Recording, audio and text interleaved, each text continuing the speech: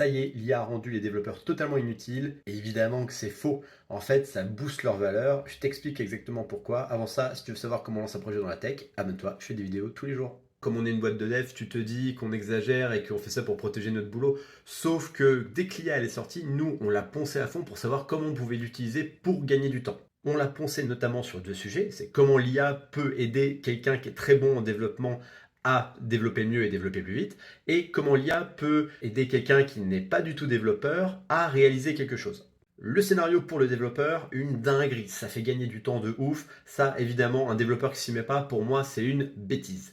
Scénario 2 de quelqu'un qui ne sait pas du tout coder et qui essaye de s'y mettre. On a fait des essais avec des gens de notre équipe qui sont pas du tout dans le développement. On était derrière eux pour voir comment ils réagissent, quelles questions ils posent, qu'est-ce que l'IA est capable de faire.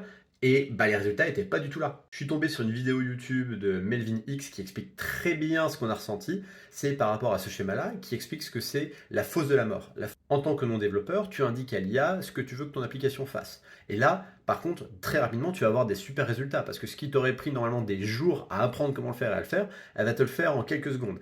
Par contre, tu rencontres très vite un blocage parce que tu vas vouloir améliorer ton application, tu vas vouloir peaufiner un point ou deux, et là, bah, tu verras déjà que l'IA, elle stagne dans ce que tu es en train de faire. Et ça, c'est valable uniquement quand tu as une application qui vraiment se résume à une ou deux pages sans fonctionnalité complexe. Parce que si tu as des fonctionnalités complexes ou que tu veux aller plus loin, c'est là où l'IA va commencer à faire des erreurs. Et le problème, c'est que l'IA, quand elle fait des erreurs, elle va rebondir sur ces erreurs, elle va pas être capable de comprendre ses erreurs à elle-même et elle va aggraver la situation encore et encore et encore, ce qui fait que la qualité du code va être de pire en pire et de moins en moins bien rattrapable. Là où pour un développeur c'est différent, c'est que l'IA va l'aider à faire les choses basiques très rapidement, mais le développeur, dès qu'il y aura un bug, il sera capable de le corriger parce qu'il l'identifiera et il le comprendra et il va pouvoir ensuite, grâce à l'IA, améliorer au fur et à mesure. Donc en fait, l'IA sert de sorte de secrétaire amélioré pour les développeurs, pour les tâches qui sont vraiment rébarbatives avec du code qui nécessite aucune intelligence complexe, mais le développeur derrière peut rebondir